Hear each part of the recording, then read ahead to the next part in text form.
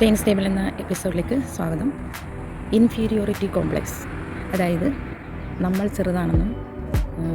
ചെറുതാണെന്നും നമുക്ക് ഒരു കുറ്റബോധം, മറ്റുള്ളവരിൽ നിന്ന് നമ്മളൊത്തിരി ഒരു താഴ്ന്ന ലെവലിലേക്ക് പോയി മറ്റുള്ളവരുടെ മുമ്പിൽ ഒരു ഗ്രൂപ്പ് അല്ലെങ്കിൽ ഒരു സൊസൈറ്റി അവരുടെ മുമ്പിൽ പോയി നിൽക്കാനുള്ള യോഗ്യത നമുക്കില്ല, ഇല്ലെങ്കിൽ നമ്മുടെ സീനിയേഴ്സിനോട് സംസാരിക്കാനുള്ള യോഗ്യത നമുക്കില്ല, കയ്യും കെട്ടി നിൽക്കുക അല്ലെങ്കിൽ കൈകൂപ്പി നിൽക്കുക, ഇങ്ങനെയൊക്കെയുള്ള ഒരു അവസ്ഥയാണ് ഇൻഫീരിയോറിറ്റി കോംപ്ലക്സ് എന്ന് ഉദ്ദേശിക്കുന്നത്. നമ്മുടെ ഈഗോയെ എഫക്റ്റ് ചെയ്യുന്നതാണ് മെയിൻലി ഇത് വന്ന് സ്കൂൾ തലത്തിൽ നിന്ന് നമുക്കുണ്ടാകുന്ന ഒരു പ്രോബ്ലമാണ്.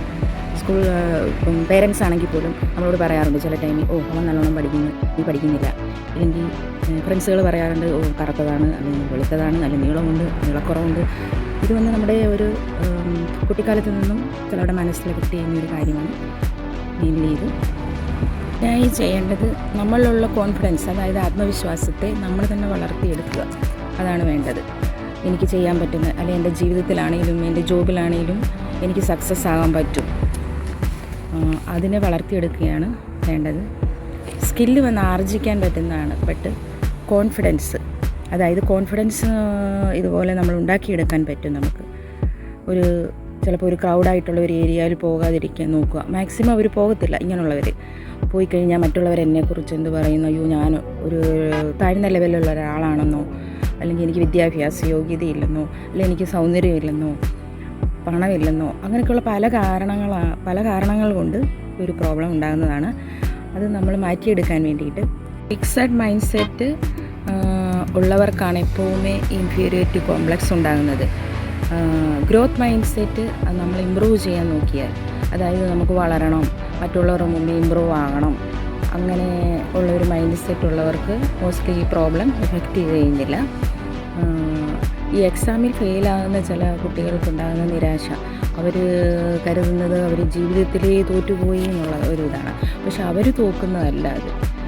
നമ്മൾ എക്സാമിലാണ് തോറ്റുപോയത്. പിന്നെ അതിനായിട്ട് ഇമ്പ്രൂവ് ചെയ്യാൻ വീണ്ടും ശ്രമിച്ചാൽ അത് മാറ്റാവുന്നതേ ഉള്ളൂ. അതുപോലെ തന്നെ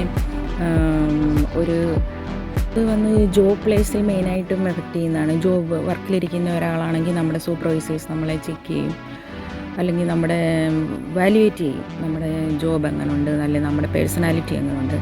പലപ്പോഴും തോറ്റു പോകും എന്നുള്ള ഒരു ഘട്ടത്തിൽ നമ്മൾ തോറ്റു കൊടുക്കാതിരിക്കുകയാണ് വേണ്ടത്. നമ്മൾ നമ്മുടെ മൈൻഡ് സെറ്റ് ഫിക്സ് ചെയ്യുകയും ഒരു ഗ്രോത്ത് മൈൻഡ് സെറ്റ് ഫിക്സ് ചെയ്ത് അതിനെ ഇമ്പ്രൂവ് ആക്കാൻ ശ്രമിക്കുകയാണ്. പലപ്പോഴും നമ്മുടെ തെറ്റുകൾ നമ്മളെ ഇമ്പ്രൂവ് ആക്കാൻ, നമ്മുടെ ലൈഫ് തന്നെയും അത് നല്ലൊരു എക്സാമ്പിളാണ്. നമ്മൾ തോറ്റ ഇടത്തിൽ നിന്നും നമ്മൾ എത്രത്തോളം ഇമ്പ്രൂവ് ചെയ്യാൻ പറ്റുന്നു എന്നുള്ളതാണ് നോക്കേണ്ടത്.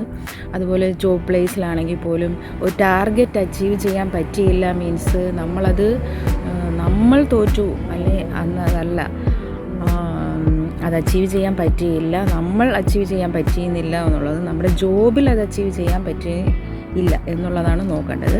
അതിനെ ഇമ്പ്രൂവ് ചെയ്യാൻ ശ്രമിക്കണം. പിന്നെ how to overcome the situation, അതായത് ഈ സെൽഫ് കോൺഫിഡൻസിനെ എങ്ങനെ മറികടക്കാം. അതായത് നമ്മൾ നമ്മുടെ ചിന്തയെ ഐഡൻറ്റിഫൈ ചെയ്യുക. നമ്മളിപ്പോൾ എങ്ങനെയാണ്, നമുക്ക് ചിന്തിക്കാൻ പറ്റുന്നത് എങ്ങനെയാണ്, നല്ല കാര്യങ്ങൾ സക്സസ് ആകുന്നതിനെക്കുറിച്ചുള്ള ചിന്തകളെ നമ്മൾ ഇമ്പ്രൂവ് ചെയ്യാൻ ശ്രമിക്കുക, അത് ഗുണകരമാക്കുക. അതുപോലെ 100% പെർഫെക്റ്റ് ആയിട്ടുള്ള ആരുമില്ല. അതുപോലെ നമ്മുടെ സ്ട്രെങ്ത് വന്ന് ഐഡൻറ്റിഫൈ ചെയ്യേണ്ടത് വളരെ ഇമ്പോർട്ടൻ്റ് ആയിട്ടുള്ള ഒരു കാര്യമാണ്.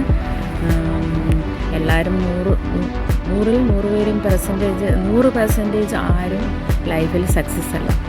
നമ്മുടെ കഴിവുകളെ നമ്മളെങ്ങനെ വിലയിരുത്താം. ഇപ്പോൾ ഞാനീ പറയുന്ന ഈ ഒരു ടോപ്പിക് പോലും എനിക്കുള്ള കോൺഫിഡൻസ് എത്രത്തോളം ആണെന്ന് എനിക്ക് തന്നെ അറിയില്ല. ബട്ട് ഞാനത് ഇമ്പ്രൂവ് ചെയ്യാൻ ശ്രമിക്കുന്നുണ്ട്. എല്ലാ വ്ലോഗിലാണെങ്കിൽ പോലും ഞാനത് ഇമ്പ്രൂവ് ചെയ്യാൻ ശ്രമിക്കുന്നുണ്ട്. എത്രത്തോളവും സക്സസ് ആകും എന്നുള്ളത് ഇത് ബെസ്റ്റ് എക്സാമ്പിളാണ്. ഇപ്പോൾ എന്നെ കേട്ടതിന് എല്ലാവർക്കും നന്ദി, നമസ്കാരം.